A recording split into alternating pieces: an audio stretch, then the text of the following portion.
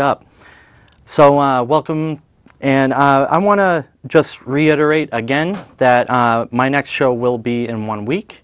So we're, August is this month where I'm just doing once a month, once a week, once a month. Never mind. So yeah, next show is next week. So Peter Schiff lost the Senate primary, Republican primary in Connecticut, and Linda McMahon won with nearly 50% of the votes. And I think a lot of that had to do with just her money. She has money, because her husband is the WWE guy or whatever, and so his name wasn't in the media for the last month or two or something, not too much at least, and so not enough people really knew him. But that's also because he's more of a libertarian kind of guy. He wants to really downsize the government and didn't get a lot of publicity. So, but otherwise, he did get 23%, according to my knowledge, and that's pretty good for lack of media. So, congrats to him for what it is, and that's, hopefully he can just continue spreading the message as it is, and yeah, enough of that, though.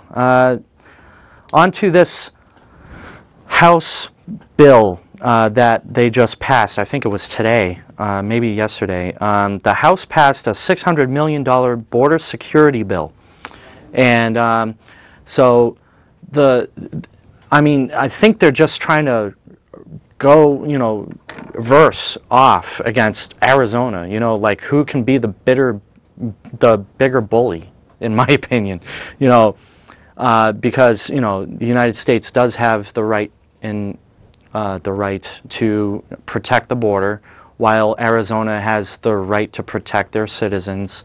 So they're both squaring off at this, and it's just creating this big police state down in Arizona. Someone called it the state of fear. I would be pretty fearful down there myself. I'm sure it's full of police right now. But hopefully everything's cool down there. But, this is just the first step. Then the Senate has to vote on something similar, because they'll both go into committee and, hash it out. Voting doesn't really ever mean anything in the houses right now.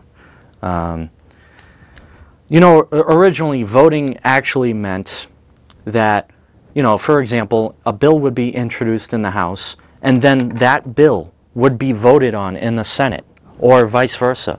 And there would be no committee collaborating afterwards.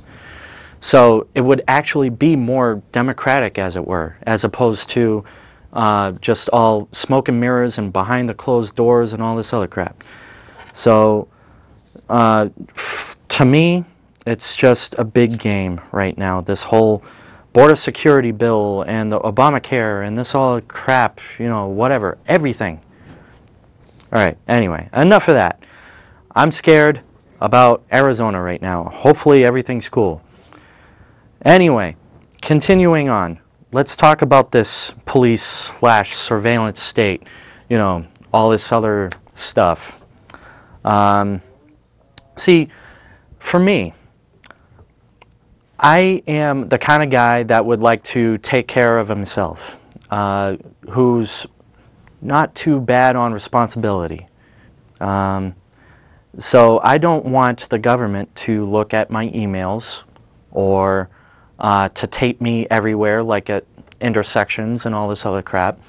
And at one point, from what I understand, Middleton was putting security cameras inside Howe Manning School.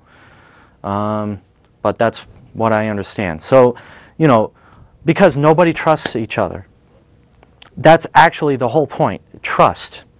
It doesn't have to do with securing anybody, feeling bad for the people that get beat up, or people that speed through intersections, and the other people that could be hurt in crashes. It's more about nobody trusting the other people. Most people do obey the laws. Most people will do the right thing. And there are just a few that will break laws. So I don't understand why we have to have tapes everywhere, at least in the public sector. The private sector, they can do what they want, in my opinion, because it's their property. As to the public sector, there's no need for it. You know, there's no need for, you know, all of these things at the airports, you know, the metal detectors and the body scanners, and there's no need for this stuff. It's ridiculous. There was a posting about this at the Cato Institute, Cato at Liberty. I talked about this last week. If you go to www.cato-at-liberty.org, Jason Kuznicki posted something about this. Cato Unbound, the digital surveillance state. And he, I think he pretty much just sums it up in his first two paragraphs. Excuse me, I'll just read it off. In the years since September 11th, 2001, the secret digital surveillance state has grown enormously.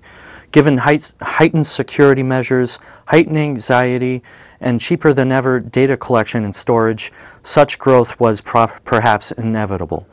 But what are the proper limits on the secret collection of information? Where do our constitutionally guaranteed civil liberties stand in this new era?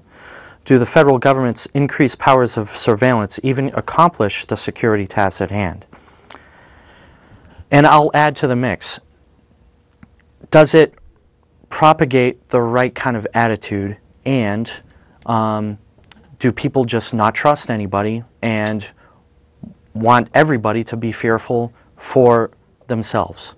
It's really about fear. I mean, he said it. You know, given heightened security measures, heightened anxiety, and cheaper than ever data collection and storage. And that's another thing, actually. Being a software engineer, it's really easy now to store data onto anything but floppy disks. So put it onto a flash drive, hard disk, a CD-ROM, zip drives even. You know, they're still around too. You know, there's plenty of ways to store data, and it's going to happen. And computers are much faster than they used to be as well. Computers, you know, we're just talking about this at work actually today. RAM used to only hold 4 kilobytes, and now we're up to probably around, I don't know, 20 gigs on a usual piece of RAM.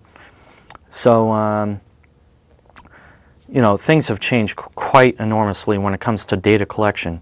But anyway, going back to the principle of the issue,